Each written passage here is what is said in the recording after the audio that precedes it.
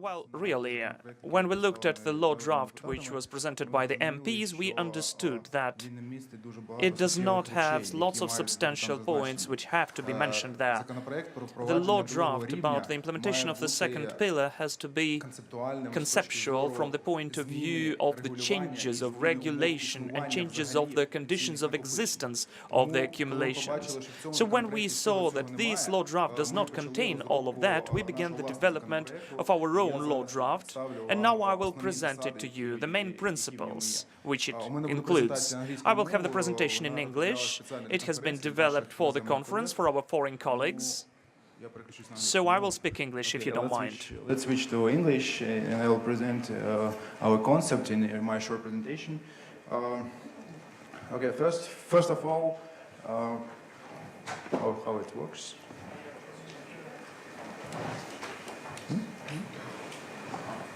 Yeah. Okay. Okay. So first of all, what is the background of introduction of mandatory accumulated pension system? As Roman mentioned, we have a very difficult situation with pension fund Ukraine. We have a huge deficit that is around 45%. That is the amount for previous year. We have around 12 million pensioners in Ukraine, and the replacement rate currently it's around 35%. We also have a third pillar, but the amount is small here. It's pension assets. It's around 2.5 billion hryvnias. It's in euros. It's 78 million euros, and we have only 840,000 of participants. So if, we see that this situation is not suitable for Ukraine, and we need to improve the mandatory accumulation pension system. After this, we have made the overall assessment with IOPS principles, and we realize that we are doing according to principles only with one. It's objectives. Our objectives is clear, and the rest is not. And we have a huge problem with resources, with powers, with risk orientation, with proportionality and sustainability. And we need to do, before we'll improve the system, we need to do the homework with this. So as a result, we have the following. We need to consolidate the supervision and control of the pension service providers in SSMC. We need to increase the institutional capacity of regulator. And finally, we need to introduce the mandatory funded pension system.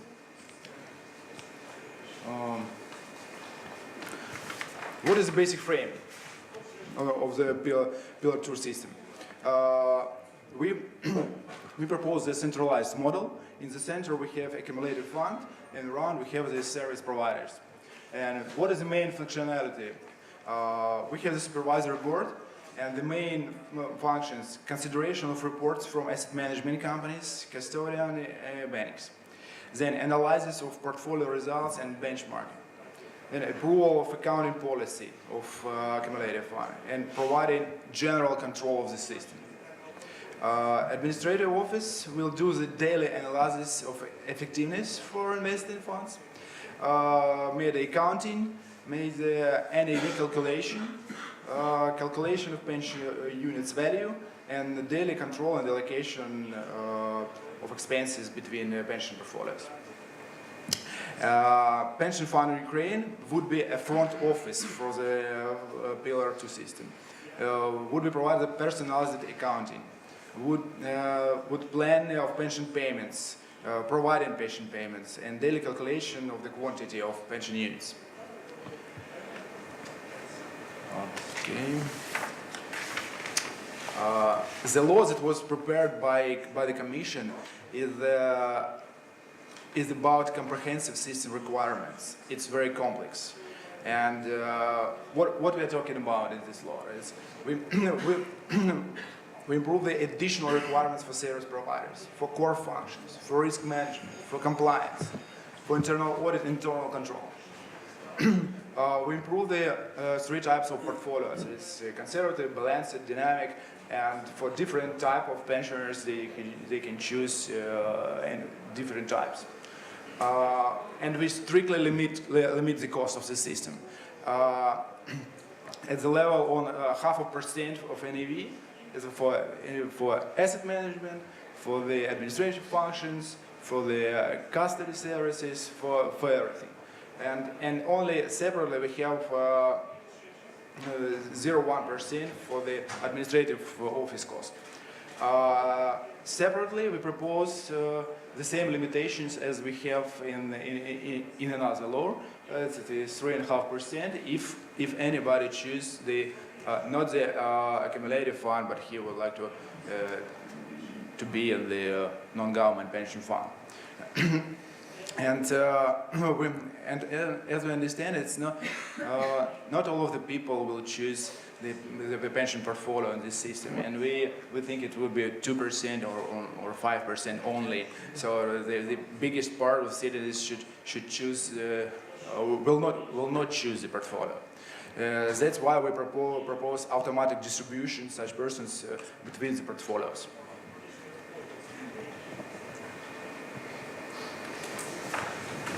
Okay, and what is about our goals? We need to propose the relevant replacement ratio, and our calculation shows the following: that if we'll have the performance at the level of 2% per annum, and after 2025 it's 1.5%, would have the following: that if the contribution would be 7%, we'll receive the replacement rate 10% for men and 73% for women. And if it's 10%, it would be 13 and 9 and 9 and 8 for women. And only if we have 15% contributions, we will reach the goal, even we'll have the replacement rate at the level of 20% and only for men. For women it would be 14. What about rate of contributions? We proposed the initial rate should be 2%, and then we start to increase it. Increase on 1% annually, but only if the average wage will increase more than 5%. And maximum level of rate we propose 15%. And only in this situation we think we understand that we'll have the human-rated system that's connected to welfare of Ukrainians.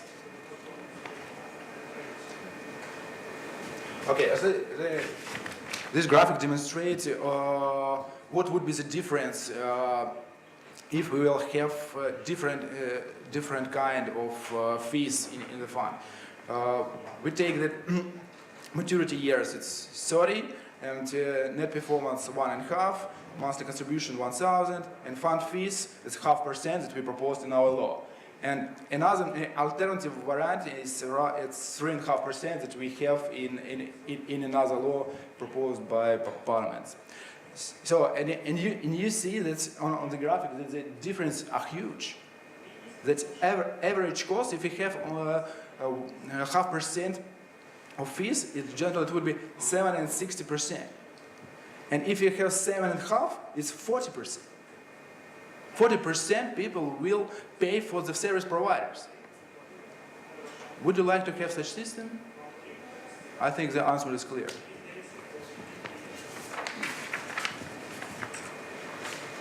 So, as a result, we think that we will propose a win-win system for everybody who will be involved in this system.